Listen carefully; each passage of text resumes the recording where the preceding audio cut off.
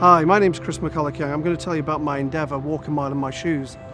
After being diagnosed with borderline personality disorder, I decided to walk around the edge of the UK to highlight the experience of people with mental health problems. The reason I'm going around the edge is that's where people often feel they are.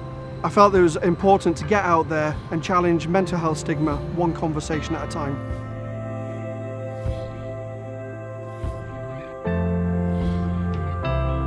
So what have you done to tackle mental health stigma? Well, one of the things I heard on the radio which really struck me was that 90% of people wouldn't knowingly invite somebody with a mental health problem into their homes. So I thought that's a stigma that really needs battling. So I decided to rely purely on the kindness of the people of the UK to look after me whilst talking about mental ill health and telling people, look, this is what mental ill health looks like. And people who've invited me into the homes, fed me, looked after me.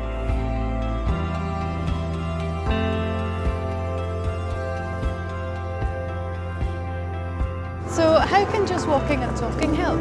Well, if you look at the media, prejudice is everywhere. If you look at newspapers, TV, it's all over the place. So when I meet up with people in the street and start talking to them, they'll say to me, but Chris, you don't look like one. And I say, well, what's supposed to look like? Am I supposed to have a trap door with a cuckoo coming out of it?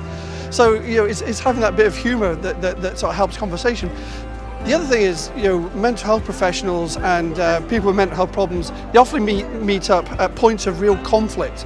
Now, if we can get people just walking and talking with each other, it's a lot calmer, and those labels really just go out the window.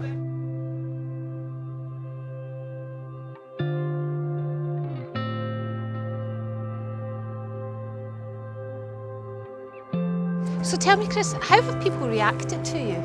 Do you know, people have been fabulous. In fact, I think the most important thing to get across on this is people are fabulous. People have invited me into their homes and just been incredibly understanding. And I look like a bouncer in a skirt. And they've just been an absolute delight.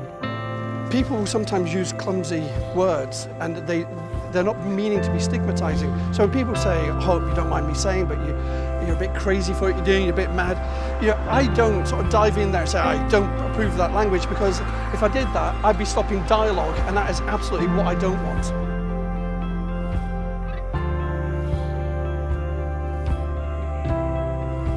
So what do you want us to do then, and how do you want them to get involved?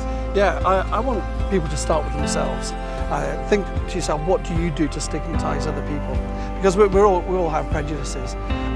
But other than that, I want people to get involved with the whole Walk a Mile gig. You can go to one of the organised walks. You can become a volunteer at one of these walks. You can walk a mile with me as I walk around the edge of the UK. You can invite me along to talk to any of your groups.